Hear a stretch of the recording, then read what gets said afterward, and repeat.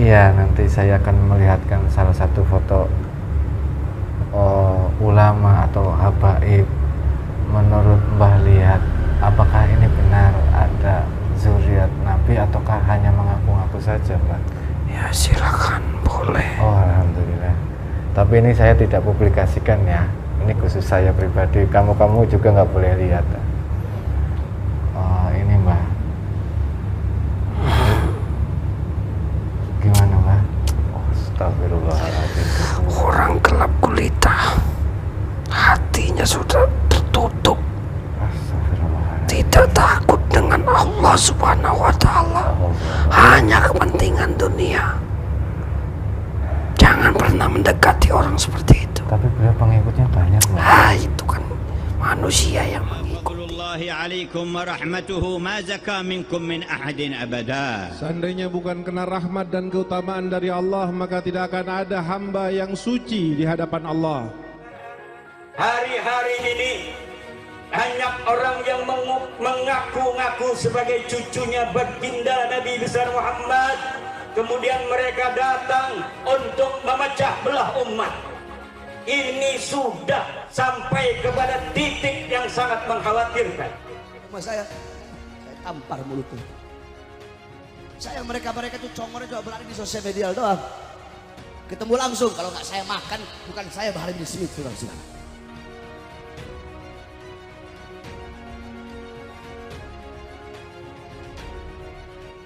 Ini kami sampaikan ayat Al-Quran. Ini kami sampaikan hadis bagi Nabi besar Muhammad. Tidak ada kata kapok bagi Bahar bin Smith. Anak Bahar.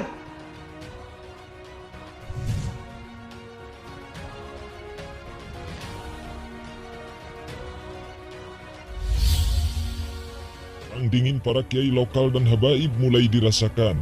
Beberapa majelis yang dulu diperani kiai lokal kini berpindah ke tangan para habaib. Pun dengan santri, semua peran dan status yang disandangnya, ada kecemasan dan kecemburuan tersembunyi meski beberapa kasus mulai ditampakkan.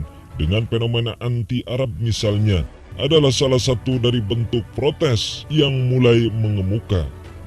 Bentuk formalnya adalah Islam Nusantara sebagai bentuk perlawanan atas budaya Hadramaut dan Arab Jazirah lainnya yang dibawa para habaib. Islam Nusantara adalah peran spesifik antara habaib dan kiai lokal, berebut hegemoni lewat jalur budaya berbaju agama. Para habaib disudutkan, para kiai dilemahkan. Apa mau mereka? Apa tujuan mereka? Apakah kalian tahu? Apakah kalian paham siapa dalangnya? Semua itu tiada lain adalah kelakuan orang-orang yang tidak bertanggung jawab, yang menginginkan umat Islam di Indonesia hancur. Salah satu kekuatan terbesar yang menjaga negara Republik Indonesia tidak lain tidak bukan adalah agama Islam. Udah carut marut dah. Pusing saya jadinya. Tuh Nadir juga pusing ya tuh. Yang benar malah diasingkan, disalahkan. Yang salah malah dibenarkan. Dan banyak itu. Allahu Akbar. Ya. Apa Mbah bisa mengasih tahu kepada saya kisi-kisinya, tanda-tandanya orang yang saat ini masih ada keturunan beliau yang saat ini diasingkan lah istilahnya. Beliau ada di mana? Ada di Indonesia ini. Alhamdulillah masih di Indonesia. Di pulau. Habaib coba dimatikan, padahal kita semua tahu kalau Ahlul Bait adalah paku bumi.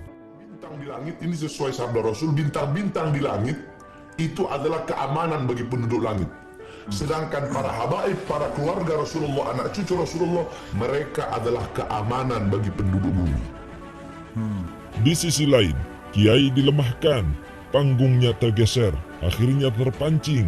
Para kiai mulai terlihat sinis. Itu semua bisa dilihat saat ini. Tiba-tiba para habaib berani menyalahkan para kiai. Para kiai berani menyerang para habaib dengan dalih mengingatkan.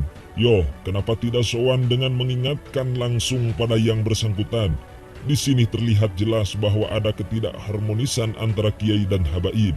Sok benar, merasa benar, ujung-ujungnya saling menyalahkan. ditambah dengan beragam kepentingan yang mulai menginfiltrasi, terutama politik dan kekuasaan yang ikut bergelora. Lantas kritik berkembang liar padahal belum paham maksud. Semoga perselisihan segera rampung dengan ending yang baik. Fadlullahi alaikum wa rahmatuhu ma zaka minkum min ahadin abada. Seandainya bukan kena rahmat dan keutamaan dari Allah, maka tidak akan ada hamba yang suci di hadapan Allah. Akhir-akhir ini bermunculan oknum-oknum yang tidak mau bertanggung jawab yang mencoba membetulkan antara Kiai NU dan para habaib. Dua aset Islam besar di Indonesia itu tak hentinya ditabrakan satu sama lain karena tujuan yang tidak jelas arahnya. Ada dugaan hendak menghancurkan Islam Indonesia, ada juga untuk kepentingan sendiri. Perlu diketahui, dalam rentan sejarah yang panjang, NU dan habaib memiliki hubungan erat yang sulit dipisahkan satu sama lain. Misalnya saja, saat Kiai Hasyim Asy'ari hendak mendirikan Nahdlatul Ulama, beliau sowan ke Mekah terlebih dahulu. Di sana beliau menemui dua ulama besar, yaitu Kiai Khalil Bangkalan dan Habib Hasyim Umar Ibnu Thaha Ibnu Yahya, salah seorang ulama keturunan Arab atau habaib. Selain itu, tokoh pertama yang menuliskan biografi Kiai Haji Hasyim Asy'ari adalah seorang habaib bernama Habib Ahsan Syihab. Pasca disetujuinya mendirikan Nahdlatul Ulama oleh Kiai Khalil dan Habib Hasyim itu, Kiai Hasyim pulang untuk mendirikan NU di Indonesia. Pada waktu akan mendirikan markas NU di Jakarta, beliau pun kembali sowan terlebih dahulu kepada seorang habaib, yaitu Habib Kuitang. Namun, sebelum Kiai Hasyim datang, Habib Ali itu sudah mengutus muridnya bernama Kiai Muh Marzuki untuk mencari informasi terkait Nahdlatul Ulama atau NU. Setelah ia tahu dan memberikan informasi kepada Habib Ali akan pentingnya NU untuk mengembangkan Islam, Habib Ali pun meyakini dan menyetujui. Bismillahirrahmanirrahim. Assalamualaikum warahmatullahi wabarakatuh. Alhamdulillahirrabbilalamin. Wassalatu wassalamu ala asyrafil anbiya'i wal mursalin wa ala alihi wa sahbihi ajma'in, amma ba'du. Alhamdulillah bertemu lagi di channel Program Sahabat Jagat. Terima kasih untuk sedulur semua pada Sahabat Jagat dimanapun Anda berada. Kami ucapkan banyak terima kasih yang selama ini sudah menonton video kami, sudah mengikuti perjalanan kami, sudah mendukung channel kami. Semoga di setiap video yang kami unggah, sedulur pada Sahabat Jagat mendapatkan wawasan dan hikmah yang baik yang bisa dipetik. Syukur wawasan itu bisa meningkatkan iman dan takwa kita kepada Allah Subhanahu wa taala. Amin amin ya rabbal alamin. Alhamdulillah malam hari ini saya temani sama Mas Bambang, dan insyaallah malam hari ini kita akan membuat sebuah edukasi melalui video dengan cara mediumisasi yang seperti biasa kita lakukan, berdialog dengan bangsa jin. Kali ini karena sebenarnya kejadian ini sudah lama ya, ribut-ribut ya tentang masalah nasab ataupun garis keturunan. Ya, ini menjadi hal yang besar ya, karena nasab dan keturunan ini ada hubungannya dengan Nabi kita ya, keturunan Nabi Muhammad SAW yang disebut dengan gelar habaib ya. Nah, ini sebenarnya membuat kami ingin mengetahui juga, tapi sebenarnya secara umum garis besarnya di Indonesia ini ada organisasi resminya, organisasi yang dibentuk oleh para ilmuwan bersejarah dan juga tokoh ulama terkait zuriat Nabi ya, yang tercatat itu ya, datanya tercatat secara tulisan itu, dan juga sudah dibahas. Sekarang ada ulama di Banten, namanya kalau nggak salah Kiai Imanuddin ya, beliau membuat sebuah buku karangan tentang nasab keturunan Rasulullah SAW, zuriat Nabi.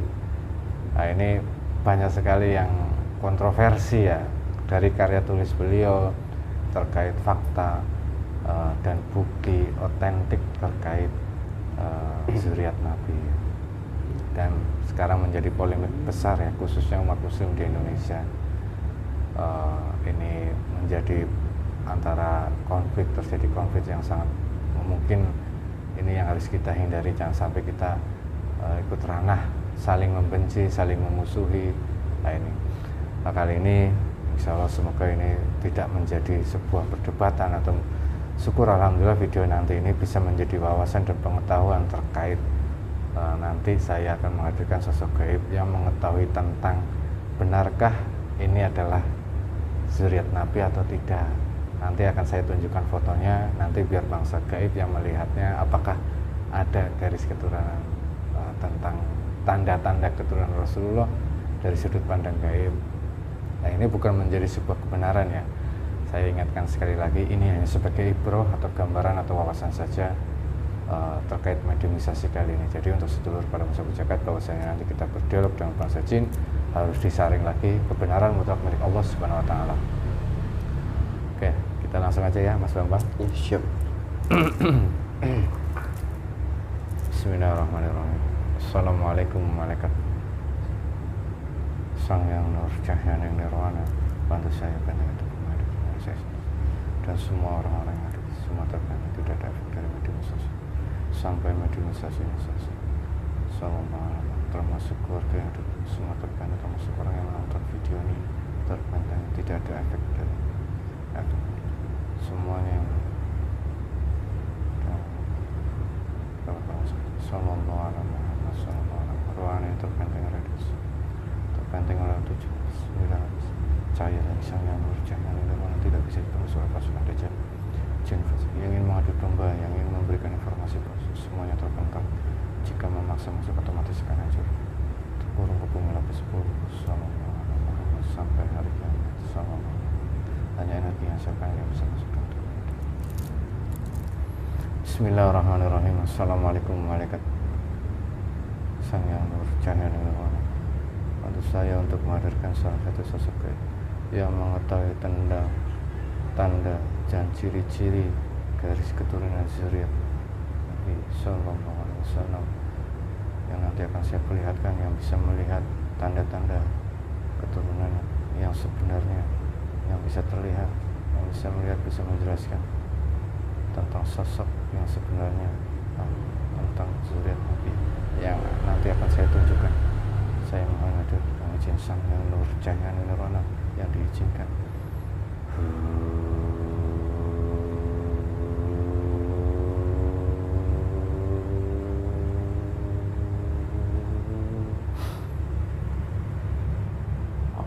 Sallallahu alaihi Muhammad sallallahu alaihi Muhammad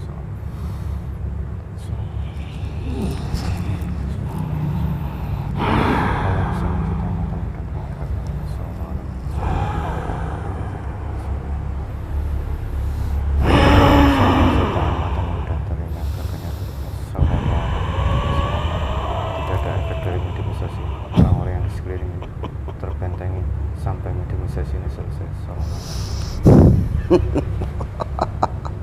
Assalamualaikum.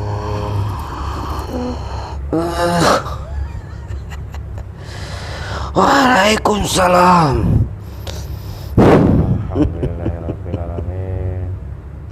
Mohon maaf kalau boleh tahu siapa ini yang diizinkan hadir malam ini? Dari golongan apa?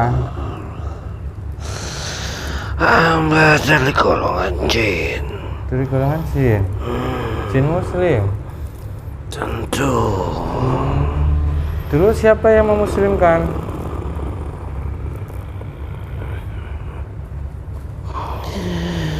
Ada seorang ulama yang menawarkan saya untuk menjadi muslim. Oh, seorang ulama, sosok kiai. Iya. Di daerah mana itu? Itu yang bergelar, yang terkenal di Pulau Jawa, Sunan Kudus. Oh, subhanallah. Oh, berarti Anda ini diislamkan oleh salah satu tokoh 9 wali ya, Sunan Kudus itu? Benar sekali. Boleh diceritakan kok bisa Anda bertemu dengan Sunan Kudus dulu itu sampai ditawarkan masuk Islam? Ceritanya awalnya gimana itu? Dulu saya pernah diperintahkan membangun suatu candi. Candi Borobudur. Oh, Candi Borobudur. Iya. Berarti Anda tahu sejarah Candi Borobudur yang sebenarnya? Tahu. Oh ya, saya jadi penasarannya kemana-mana ini. Oh ya. Berarti memang sosok dari makhluk gaib juga ikut membangun candi itu. Benar sekali. Semuanya yang membangun adalah bangsa kami. 1000 pasukan kami digerakkan untuk membangun candi itu dalam waktu semalam. Candi Borobudur? Apa candi itu Roro Jonggrang? Candi Borobudur. Yang Bandung Bondowoso itu satu malam? Candi Borobudur. Oh, Candi Borobudur juga? Iya. Tapi kalau di dalam sejarah itu kok dinasti Sailendra yang membangun itu? Bangsa kami membangun itu semua. Iya. Karena ada raja yang memerintahkan. Rajanya siapa? Mula Warman atau siapa yang memerintahkan dulu itu? Ya, benar yang kamu sebut itu Mula Warman. Berarti tulisan-tulisan sejarah itu berbeda dengan Anda ya? Sejarah yang ditulis dan dipelajari sampai sekarang. Tentu sejarah itu sudah banyak dirubah. Sudah dirubah? Ya, oleh tangan-tangan manusia yang ingin dikenal namanya, yang ingin dipuji. Oh, kalau menurut Anda dinasti Sailendra dan juga ini ada nggak hubungannya sama Candi Borobudur itu? Apa dia hanya menempati saja? Sudah jauh itu beda abadnya. Apa itu udah beda? Sudah beda. Ya. Wah, walau ya saya nggak tahu tentang sejarah Candi Borobudur yang sebenarnya itu bagaimana. Iya. Kalau boleh tahu, sosok Anda seperti apa ini? Saya adalah pemimpin dari para jin, pasukan yang membangun itu. Saya yang memimpin, yang membawahi pasukan-pasukan itu. Terima kasih. Saya ceritanya dulu pernah lagi diperintahkan selain membangun itu untuk membantu menaklukkan sebuah kerajaan. Kemudian disitulah saya bertemu dengan Sunan Kudus. Kemudian Sunan Kudus menawarkan untuk memeluk Islam dan jangan membawa kerusakan di alam semesta ini. Awal pertemuannya dengan beliau ya? Ya seperti itu. Sudah lama sekali berarti ya? Iya, mohon maaf sebelumnya dan saya ucapkan banyak terima kasih Anda berkenan hadir. Tapi tadi saya menghadirkan Anda lewat wasilah guru kami Sang Hyang Nurjati. Alhamdulillah saya yang dikenan hadirkan di sini. Oh ya, alhamdulillah. Berarti Anda sudah tahu tentang guru kami ya? Alhamdulillah. Ya. Sangat mengenal beliau. Ini ada beberapa yang ingin saya tanyakan kepada Anda. Mungkin terkait silakan manusia, karena sekarang lagi banyak sekali ribut, manusia suka ribut, mungkin Anda tahu sendirilah ya. Iya, saya juga heran kali ini terkait nasab atau keturunan. Mungkin Anda tahu tentang kalau umat muslim memiliki Nabi Muhammad SAW, Nabi yang terakhir. Dan sekarang banyak sekali orang-orang yang mengaku sebagai keturunannya. Menurut Anda bagaimana itu? Banyak sekali orang yang mengaku garis keturunannya Rasulullah. Tapi itu hanya mengaku-ngaku saja. Karena ingin dimuliakan, karena ingin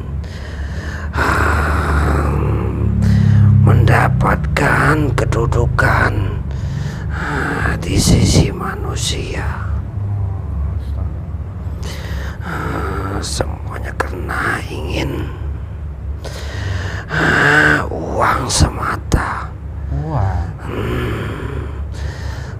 Semakin banyak orang yang menyukainya, mendambakannya, semakin banyak jamaahnya, maka semakin banyak uang yang mengalir padanya. Tapi semua tidak mencerminkan bahwa dia adalah keturunan Rasul.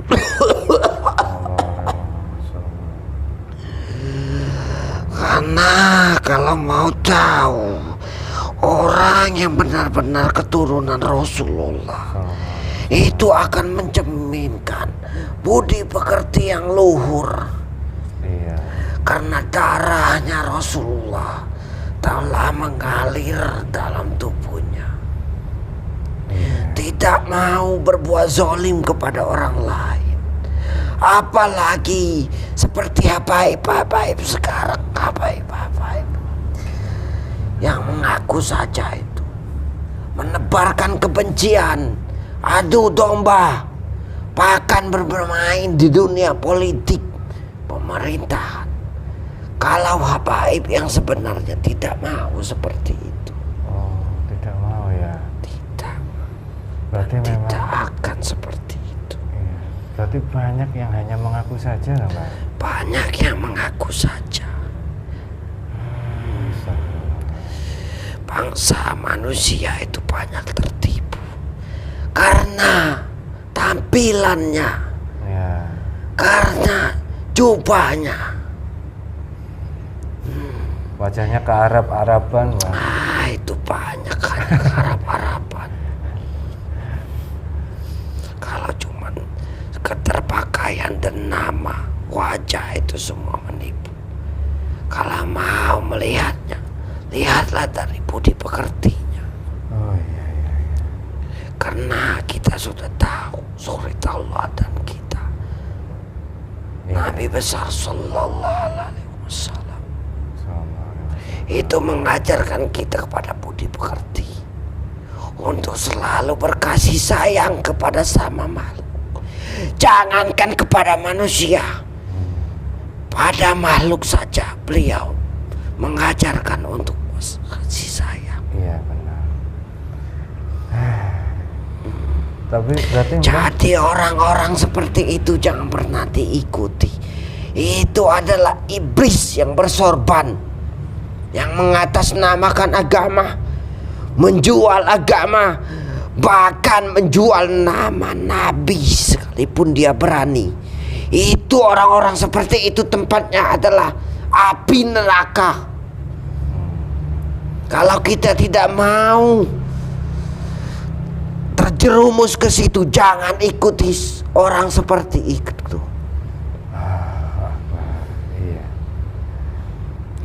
Saya mohon maaf kalau saya bicaranya agak menyakiti atau cara saya menyampaikan. Iya, tidak apa-apa, Mbak.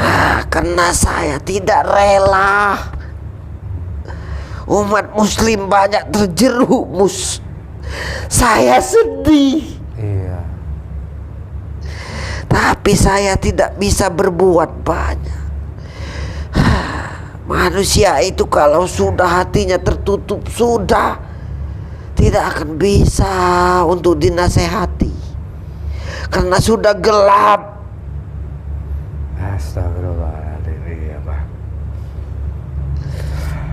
Allah Akbar. Ya seperti saya juga bingung kadang. Di sisi lain mereka beliau-beliau Nabi sebagai zuriat Nabi, dan kami karena juga ada dasarnya mencintai keturunan beliau adalah sebagian bukti tanda kita sebagai umat muslim mencintai keturunan beliau mati. Menjadi dilema kadang saya. Ya kalau mau tahu, kalau memang orang itu adalah keturunan Rasul, seperti yang saya bilang tadi, lihat tingkah lakunya.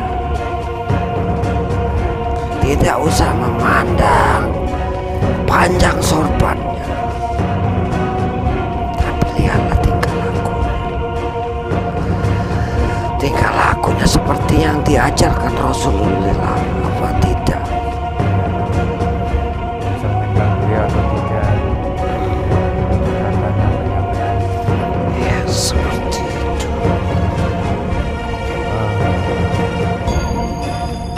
Kalau ingin ya sebenarnya itu bisa terlihat dengan kasat mata ya, jadi pekerti yang baik. Ya itu secara.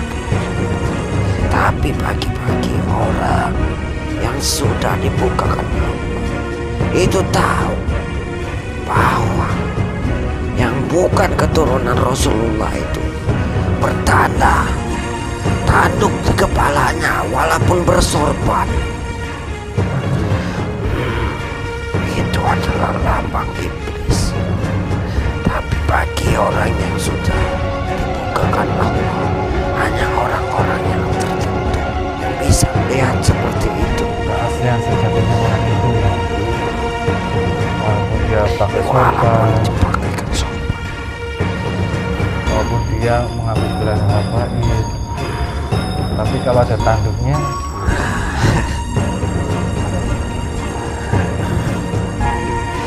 Itu adalah iblis.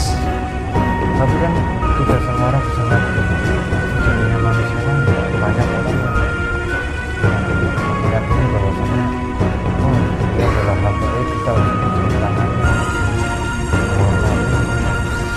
Itu semua karena sudah terdoktrin pikirannya.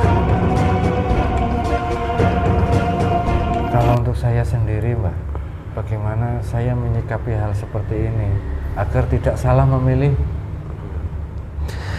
Ya kalau bisa diingatkan orang-orang seperti itu.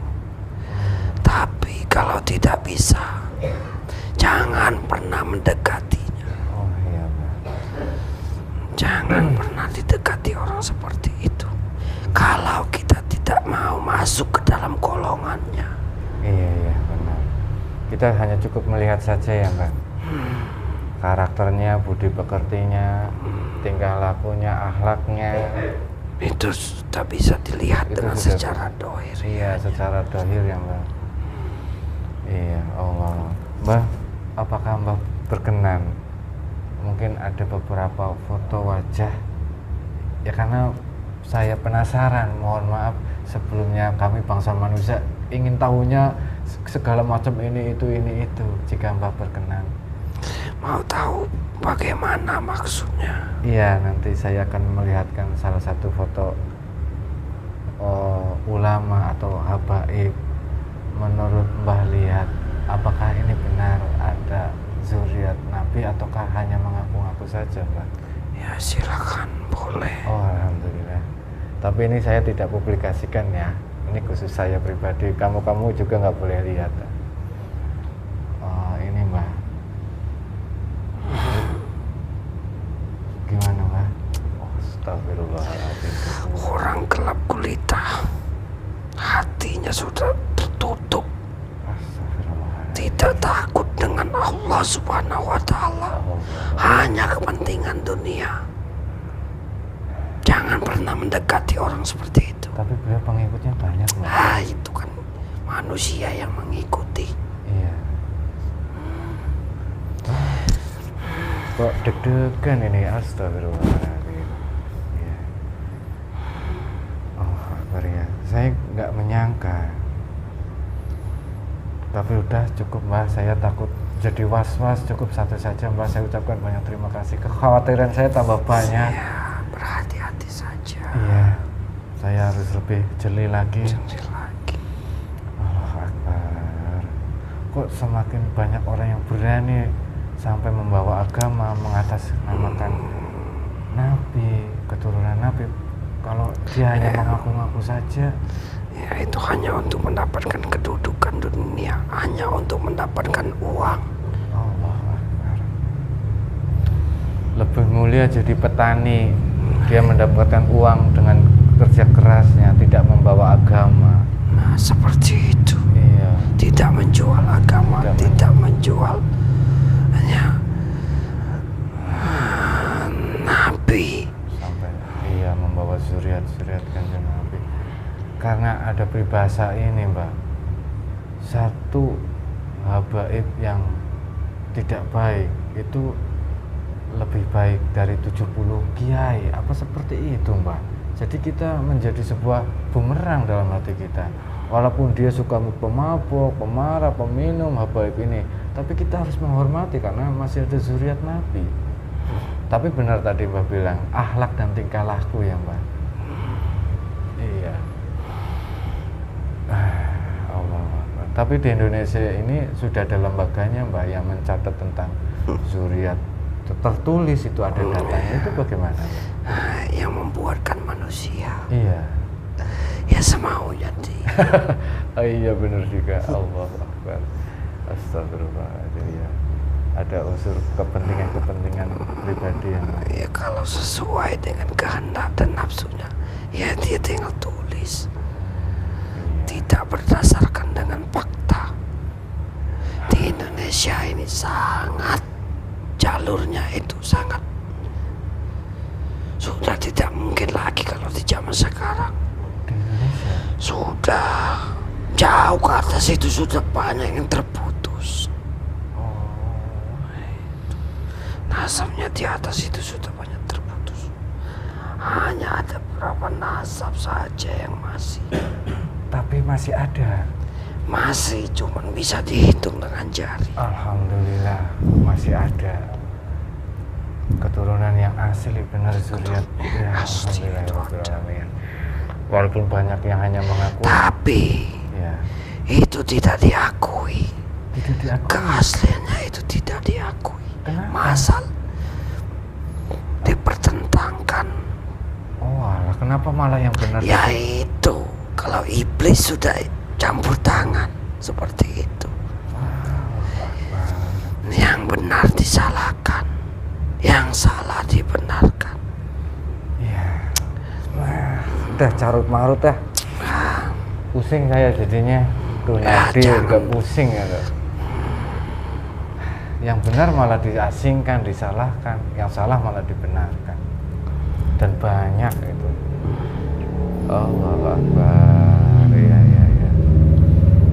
Apa Mbah bisa mengasih tahu kepada saya kisi-kisinya, tanda-tandanya orang yang saat ini masih ada keturunan beliau yang saat ini diasingkan lah istilahnya. Beliau ada di mana?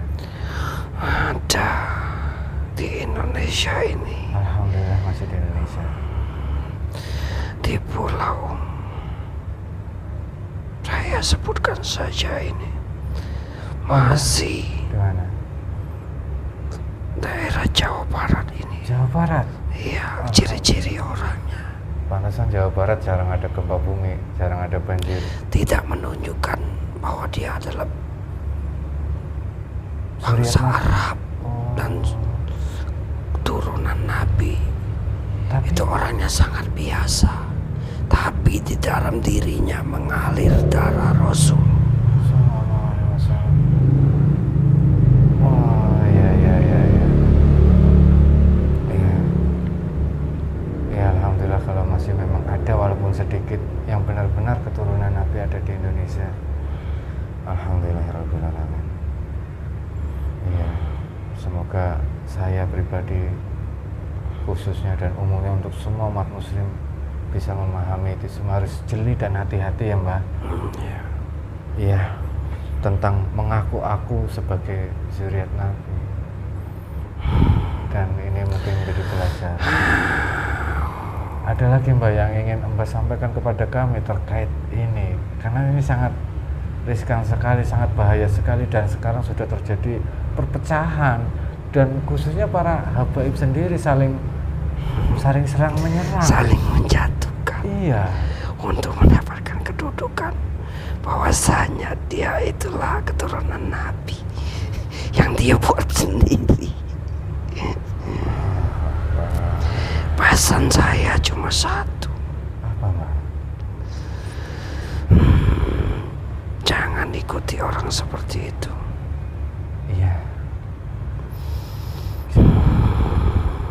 Yang tadi ini ya Mbak, terutama ya Mbak. Iya, iya. Jangan pernah juga melihat orang dari tampilannya, Iya. tapi lihatlah dari budi pekertinya. Bisa saja orang yang berbalut dengan pakaian kotor, tapi hatinya bersih. Iya. Dan bisa juga orang yang berpakaian agamis, tapi hatinya busuk, penuh dengan kedengkian. Astagfirullah. Iya. Jadi intinya jangan pernah melihat orang itu dengan penampilannya. Iya. Itu saja, karena penampilan bisa menipu. Iya Mbak. Insyaallah Mbak, akan kami ingat, semoga ini menjadi pembelajaran dan wawasan untuk kami semua Mbak. Saya ucapkan banyak terima kasih sebelumnya. Iya, sama-sama. Mohon maaf kalau saya mengganggu tugas Anda. Kalau boleh tahu, waktu Anda saya hadirkan ke sini lagi di mana Mbak? Ya, saya lagi mempersiapkan pasukan saya. Untuk apa? Ya, ini kan sudah berada di fase akhir zaman. Wah, larinya ke situ juga nyambungnya. Iya Mbak, ya mohon maaf saya mengganggu tugas Anda. Semoga kita nanti bertemu di perjuangan akhir di jalan Allah. Saya mohon ya kita saling mendoakan. Iya, kita saling berdoa. Supaya bangsa kami juga banyak yang beribadah kepada Allah. Amin, amin ya rabbal alamin. Ya Mbak, ya silakan Mbak melakukan tugasnya, dan semoga ini menjadi banyak sekali yang diambil hikmah dan ilmunya, dan semoga menjadi pembelajaran untuk semuanya Mbak. Ya, semoga saya malam ini kita sama-sama mengambil hikmahnya, keberkahannya dari pertemuan kita ini. Iya, amin. Saya sangat senang bisa dihadirkan di sini. Alhamdulillahirabbil alamin. Bertemu dengan murid-murid beliau Sang Hyang Nurjainwana ini. Alhamdulillahirabbil alamin. Iya Mbak. Ya, saya ucapkan Assalamualaikum warahmatullahi wabarakatuh. Waalaikumsalam warahmatullahi wabarakatuh. Sallallahu alaihi wasallam.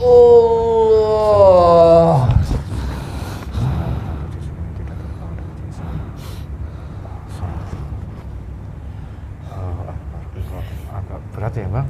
Agak matanya perih. Iya. Allah Akbar, nih zam-zam dulu Bang, masih ada.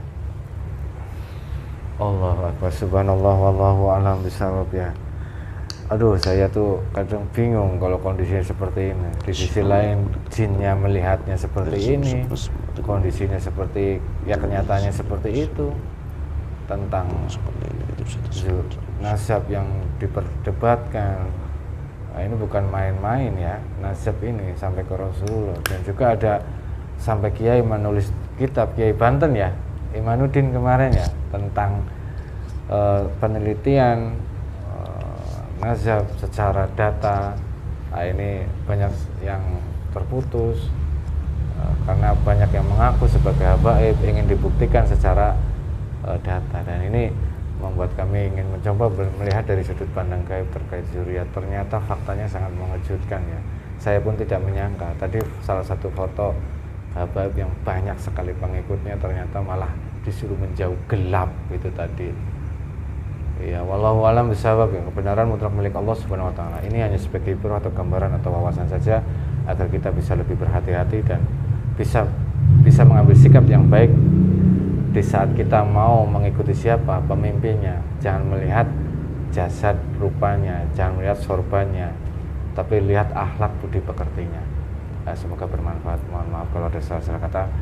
Akhirul kalam billahi taufiq. Assalamualaikum warahmatullahi wabarakatuh. Waalaikumsalam warahmatullahi wabarakatuh.